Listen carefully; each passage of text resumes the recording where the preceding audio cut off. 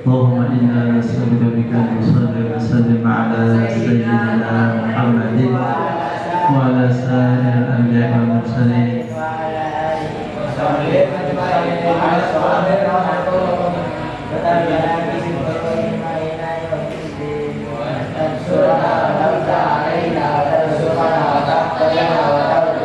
جميع المسلمين يا الله يا حي يا قيوم لا إله إلا أنت.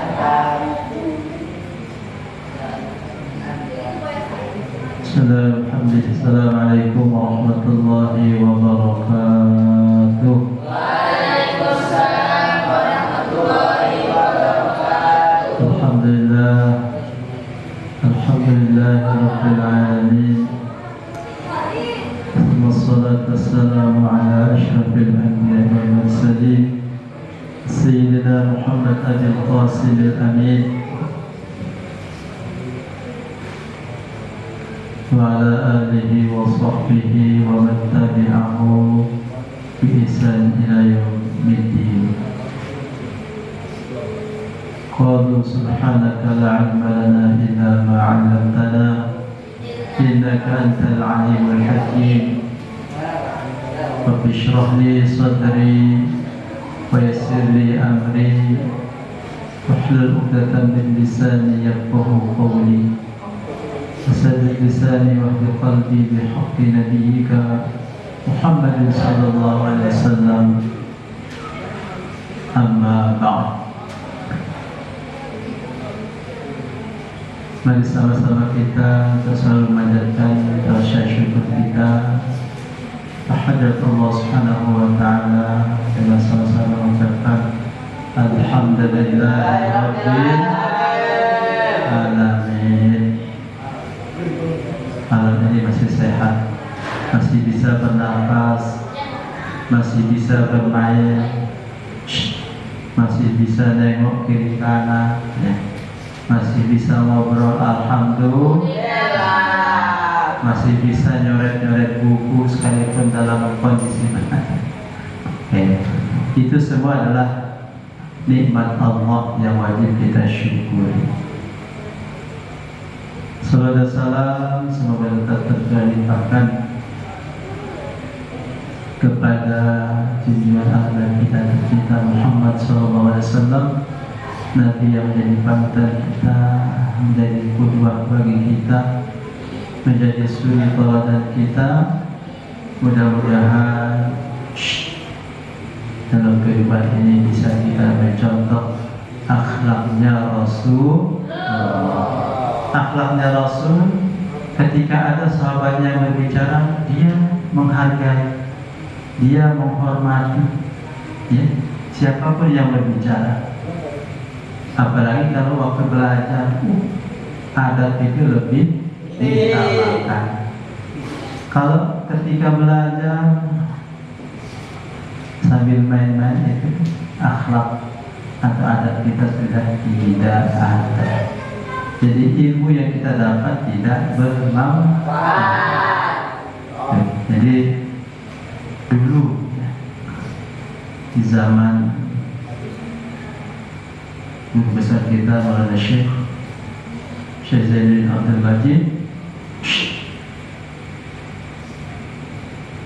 ketika dulu beliau diantar ke Makkah Al-Mukarramah oleh orang tua beliau. Kebetulan beliau orang kaya raya. Jadi sawahnya di mana-mana. Di daerah Pancor itu,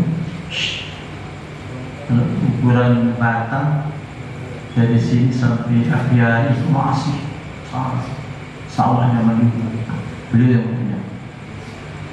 Karena ketika berangkat ke Makkah itu diantar langsung oleh orang tua. Kalau kayak kita nggak sanggup, ya. Tapi karena dia keluarga yang kaya, sawahnya banyak, hasil panennya banyak. Bahkan ketika dia ini untuk dulu nggak ada istilahnya bisyarah, nggak ada gaji guru, tapi guru ngajinya itu diantarkan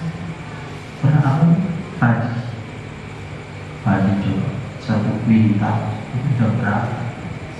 1 pintar melawan orang tua. Nah, ketika beliau diantar ke Makkah untuk belajar di Makkah Al-Mukarramah, orang tuanya tertarik salah seorang ulama besar, namanya Syekh Salim Cianjur. Itu karena melihat caranya mengajar, adabnya, akhlaknya luar biasa. Lantas cuma satu pertanyaan Syekh Salim Cianjur, supaya dia bisa diterima menjadi seorang murid. Ya. Pertanyaannya, sudah belajar, sudah menamatkan kitab Ta'limul Muta'allim? Jadi kaget orang tuanya Datuk Abdul Majid nanya. Oh belum. Akhirnya Maulana Syekh nggak diterima ikut belajar di majelis taklimnya Syekh Salim Cianjur. Kenapa? Karena kalau tidak memahami taklimul muta'allim, adab atau tata cara kita mengaji, itu sia-sia waktu.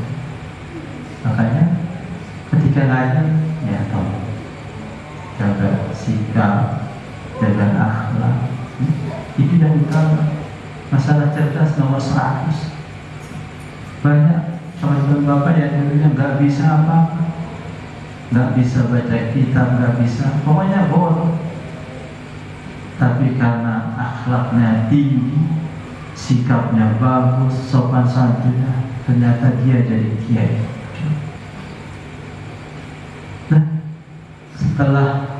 Nah, jadi pada waktu itu belum diterima jadi muridnya Salim Cianjur.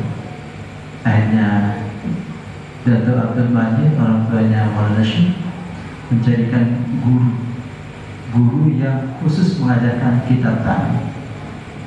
Jadi dikhatamkan dulu kitab taklim itu. Nah, setelah khatam kitab Ta'limul Muta'allim, adab, tata cara berguru, tata cara mengaji itu barulah diserahkan ke Syekh Salim tadi. Ditanya sudah khatam, sudah, baru diterima syarat.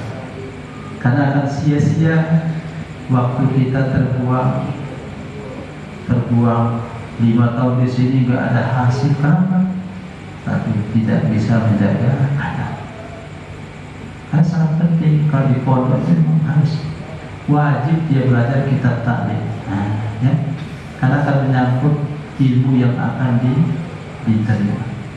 Nah, setelah Maulana Syekh menghatamkan kitab taklim, udah datang lagi ke Syekh Salim, diterima. Ternyata efeknya luar biasa. Setiap hari kawan-kawannya sudah mahir, sudah kali berbaca kitabnya. Ternyata Maulana Syekh yang menjuarai. Kenapa?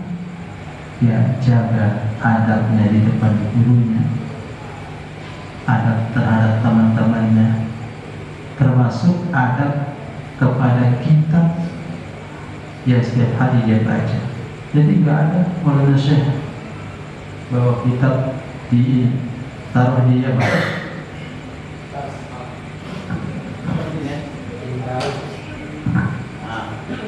Ada kayak gini.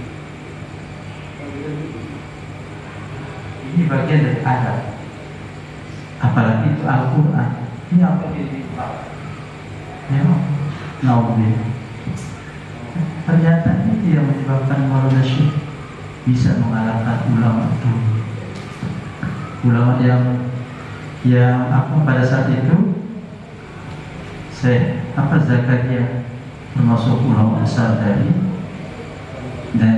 Padang. Kemudian Syekh Abdul Hamid, itu semuanya orang-orang yang sudah mahir membacakan. Ternyata bisa dikalahkan oleh manusia. Apa sebabnya? Dia selalu menjaga adab terhadap gurunya, terhadap teman-temannya, tidak pernah sombong,